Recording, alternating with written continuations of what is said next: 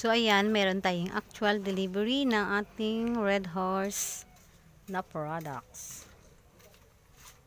So, ayan mga langga, kumuha tayo ng 10 case ng litro, isang 500, at saka tigi isang stallion, at saka pilisen kasi meron pa tayo ibang stock. So, ang kailangan natin ay yung litro.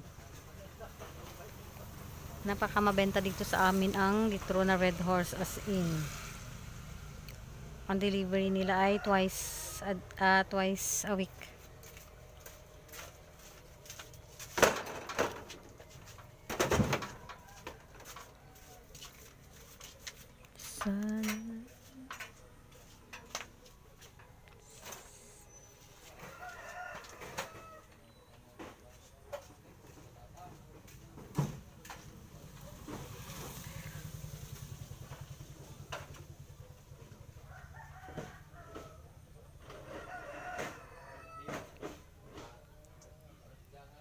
Kagahapon liquor ban, pero Sabado tsaka Linggo, pero talagang may tao talagang kahit hindi ka magbebenta, talagang pipilitin ka para sila ay makapamili.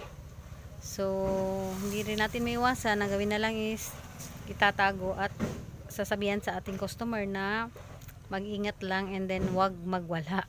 Once kasi na magwala, yung binilihan na tindahan is mapupurwisyo din, or kung mas malala yung kahinatnan ng gulo, tatanggalan ka pa nila ng iyong lisensya. So kaya kahit sabihin na magbenta tayo, pero mag-ingat na rin para sa ating negosyo.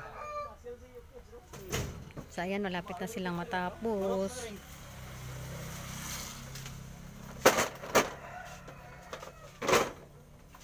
Buhay magpangon na nga.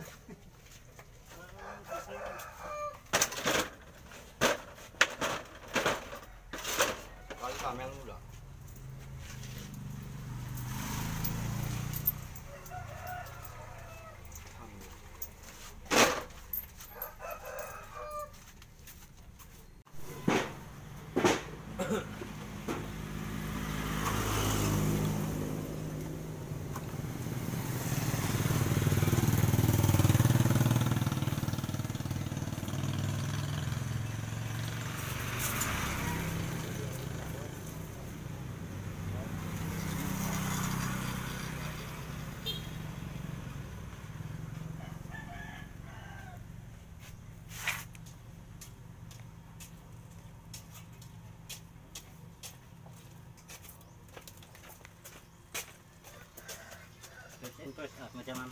To lang na nga, to. Para manan ko. Hindi, first in, first out mo, kaya may expiration na mo. Muna tago na mo, kundi delay.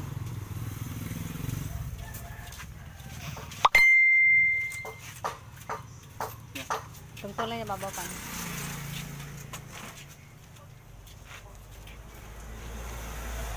Hindi yung ako dahil sa silhip eh. Ting-ting lang ka. Ting-ting.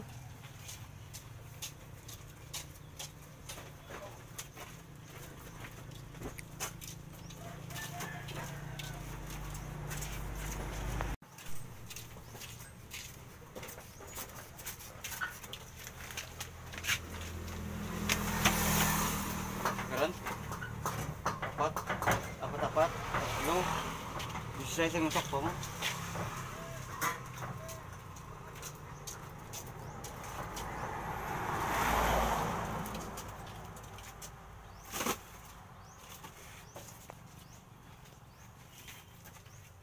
Sorry, it's me again, Mama Next Vlog. For today's video, meron tayong mga deliveries from Coffee Co. So, ayan, kumuha tayo ng mga candies at kasama ng isang case ng tubig. And then, dito dumating yung ating mga EQ na diapers. Yan. Marami tayong kinuha. Ayan.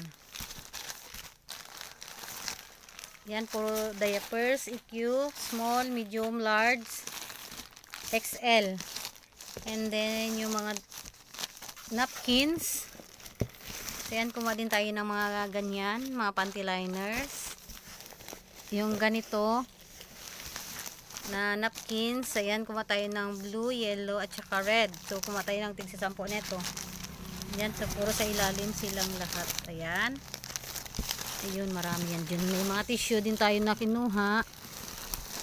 Yung ganito, nagtry ako nito kasi parang sabi ko ano muna na ako ng 6. So, 6 lang yung kinuha ko nito. Pag medyo okay siya, so susunod ko tayo na marami.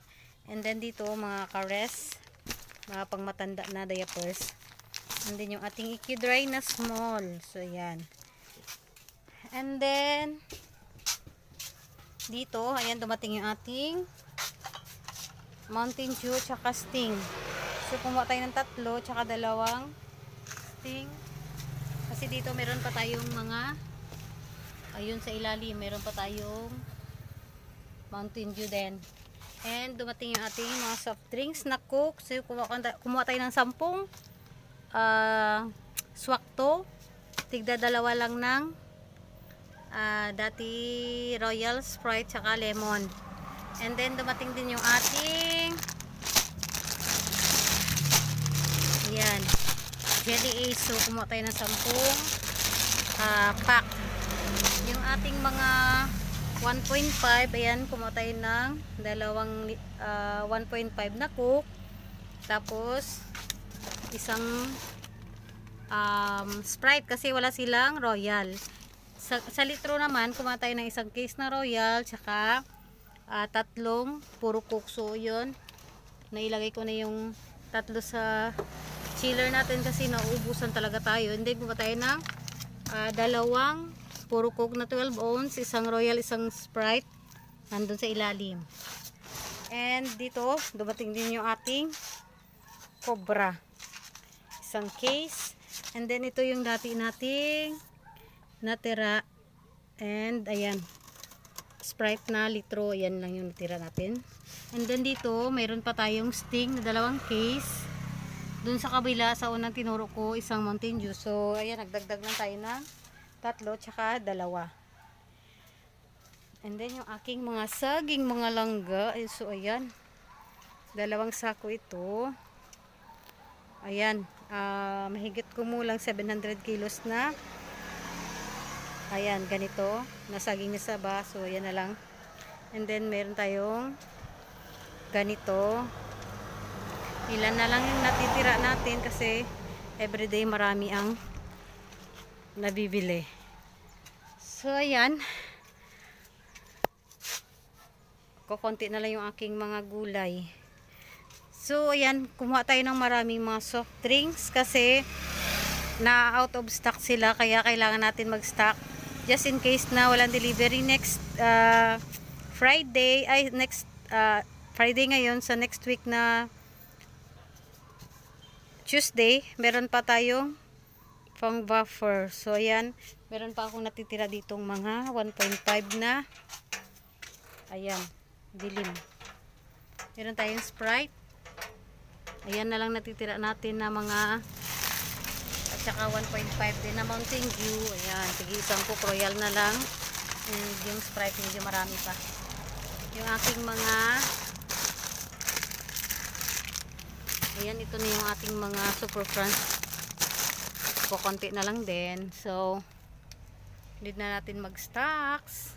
And then dito, ganito mga langga, dapat talaga marami tayong ganito kasi papalapit na yung Christmas at saka New Year. Kasi malay natin, kasi demand na naman ito sa Christmas at saka New Year.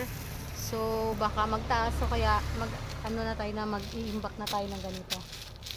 So far so good naman yung ating mga shampoo, Sunrox, ay yung aking mga sabunan. Ayan, bungit-bungit na.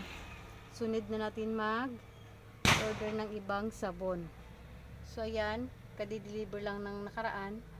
And then yung ating malalaking sabon, ayan, pakunti na lang din. Yung itong ating tinapay pala, dumating daw, kumuha tayo ng 500 dito. Ito kagahapon, kumuha din tayo ng 500. And then bukas darating yung ating ay ano pala. Okay, sige, sabihin ko. So, that's it for today's video. Nag-update lang ako mga kasari kasi talagang ubos na ubos talaga yung aking soft drinks. Kaya ngayon, medyo mag-start na tayo mag-imbak kasi lalo na palapit na yung December, talagang magkakaubusan ng mga soft drinks. Ngayon pa lang, ayan, mag-iimbak na tayo. Kasi ang hirap pag yung meron kang ang pera, wala ka namang mabibili. So, napakahirap. Kaya kailangan, ngayon pa lang, todo imbak na tayo. Kasi alam naman natin na sa December, mabenta si soft drinks. Parang masasabi ko nga minsan na, hindi talaga maano yung Christmas at saka bagong taon pag hindi kasama yung soft drinks sa ating hapagkainan, di ba? Relate din ba kayo? Kung relate kayo, please give thumbs up and please comment down below kung ano yung pinakamalakas din sa inyo aside sa mga soft drinks. Ayan, then para alam din namin yung ibang mga updates din sa inyo. Malay nyo, yung wala sa amin dito, ipo-provide din namin na malakas sa inyo, di magkaroon din kami na idea. So, ayan mga langga, that's it for today's video. Salamat sa inyong pagsubaybay and keep safe everyone and God bless us all.